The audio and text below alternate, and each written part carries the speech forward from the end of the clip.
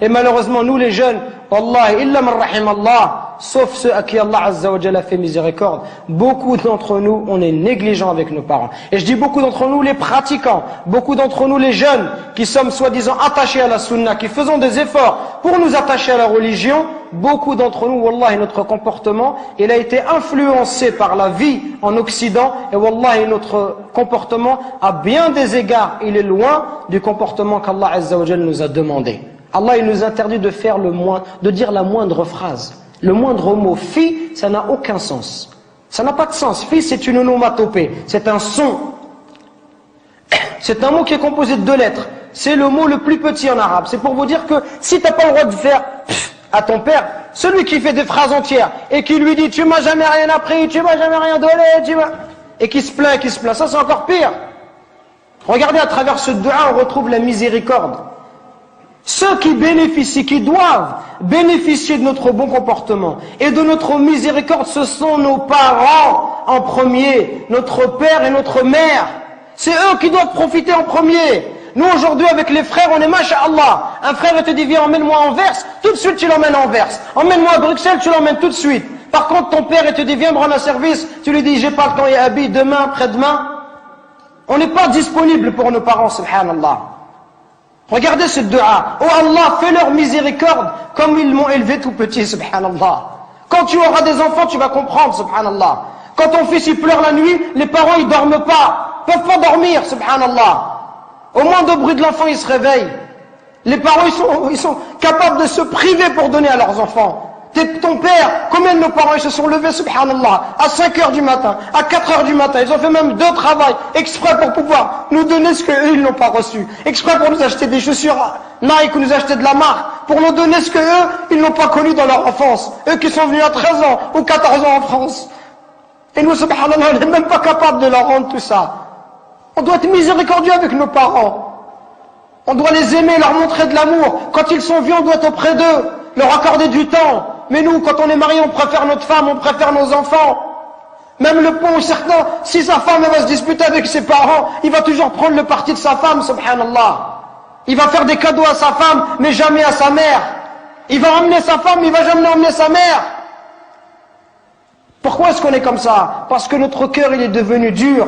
Al-Hassan al-Basri, rahimahullah, le jour où sa mère, elle est décédée, il pleurait. On lui dit, ya Hassan, t'es un imam et tu pleures.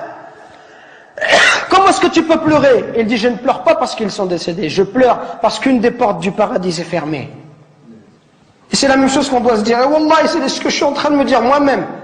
Qu'on parle, conférence après conférence, khutbah après khutbah, et on dit comportez-vous bien, comportez-vous bien. Et Wallah, on est insouciant avec nos parents. Jusqu'au jour où nos parents vont mourir, et là on dira subhanallah, j'aurais voulu faire le bien, j'aurais voulu rester auprès d'eux, j'aurais voulu les accompagner, j'aurais voulu les consoler, j'aurais voulu les aider comme ils m'ont aidé, leur donner comme ils m'ont donné, patienter avec eux comme ils ont patienté avec moi.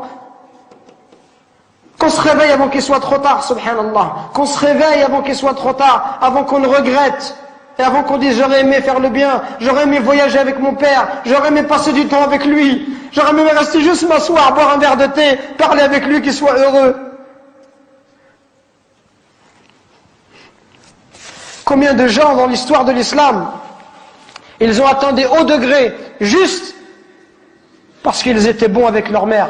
Uwais al-Qarani, considérés comme les meilleurs des tabi'in. Le prophète alayhi salatu wassalam, il disait à Abu Bakr et à Omar, si vous voyez Uwais, une personne qui s'appelle Uwais, allez le voir et demandez-lui de demander pardon à Allah pour vous. Regardez, subhanallah. Si vous voyez Uwais, allez le voir et demandez, dites-lui que le prophète alayhi salatu wassalam lui passe le salam. Dites-lui que le prophète il lui passe le salam et demandez-lui d'invoquer Allah pour vous, qu'il demande à Allah de vous pardonner. Omar toute sa vie il l'a cherché. Wallahi toute sa vie Omar ibn Khattab il a cherché Uwais al-Qarani. Il l'a vu à la fin de son califat, quelques années avant de mourir. Quand il l'a vu, il l'a trouvé. L'histoire elle est longue, il lui dit est-ce que c'est toi Uwais? Uwais lui dit non, qu'est-ce que tu me veux, t'es qui? Il dit moi je suis Omar ibn Khattab. Il dit qu'est-ce qu'il y a? Et il lui dit le prophète, il m'a dit tout cela, tout cela. Ouais, il commence à pleurer. Il lui dit, pourquoi il a dit ça? Qu'est-ce que j'ai fait? Et il lui dit, le prophète, il nous a dit, Si on te voit que tu demandes pardon à Allah, et que tu avais la peste et que tu as été guéri, excepté la taille d'une pièce dans ton dos, parce que tu avais une mère et que tu as été bon envers elle. Uwais al-Qarani, à l'époque du prophète, il était croyant. Il n'est pas parti voir le prophète, il ne s'est pas déplacé. Pourquoi? Parce qu'il avait une mère, il ne voulait pas l'abandonner. Il voulait rester avec sa mère, subhanallah. Regardez, il voulait rester avec sa mère, il ne voulait pas la laisser toute seule. Pour ça, le prophète, a été informé par Allah Azza wa Jal que cet homme-là était un homme pieux. Et Omar, il est parti le voir et il lui a dit, et Uwais lui a dit, moi je vais demander pardon pour toi. Toi tu es Omar ibn Khattab, je vais demander pardon à Allah pour toi. Il lui dit, oui tu demanderas pardon à Allah pour moi. Pour vous montrer la valeur des parents.